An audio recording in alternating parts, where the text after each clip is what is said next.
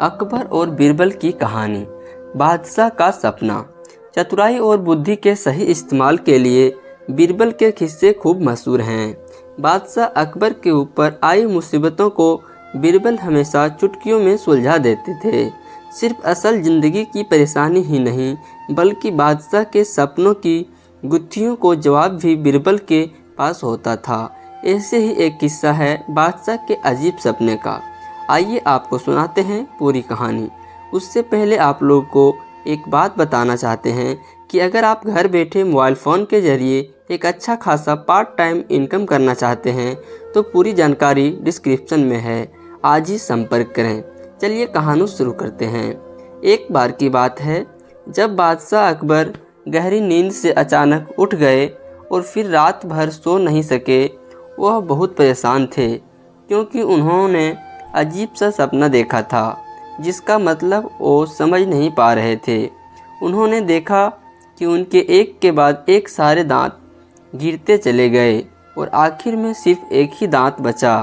इस सपने से वह इतने चिंतित हुए कि उन्होंने इसके बारे में सभा में चर्चा करने के बारे में सोचा।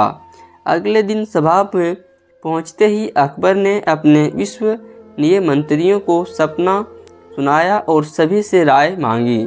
सभी ने उन्हें सुझाव दिया कि इस बारे में किसी ज्योतिष से बात करके सपने का मतलब समझना चाहिए। बादशाह को भी यह बात सही लगी। अगले दिन उन्होंने दरबार में विद्वानों ज्योतिषों को बुलवाया और अपना सपना सुनाया। इसके बाद सभी ज्योतिष ने आपस में विचार विमर्श किया। फिर उन्होंने बादशाह से कहा, जाफना, इस सपने का एक ही मतलब निकलता है कि आपके सभी रिश्तेदार आपसे पहले ही मर जाएंगे।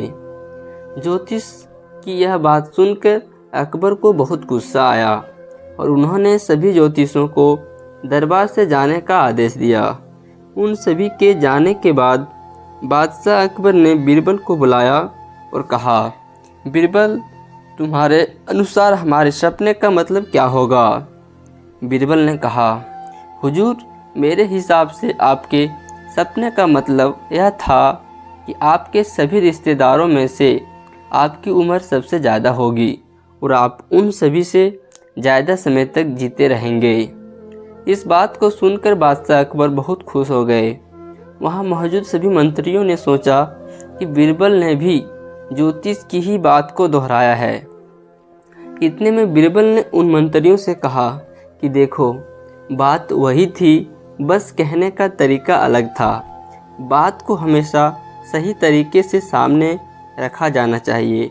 मंत्रियों को इतना कहकर बीरबल सभा से चले गए। कहानी से सीख। किसी भी बात को बोलने का एक सही तरीका होता है। विचलित करने वाली बात को भी सही तरीके से कहा जाए तो वह उसका बुरा नहीं लगता।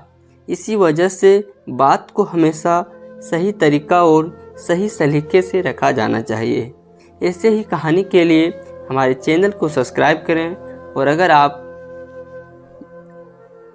चैनल पर नए हैं तो प्लीज़ सब्सक्राइब करें। मिलते हैं अगले वीडियो में, तब तक जय हिंद।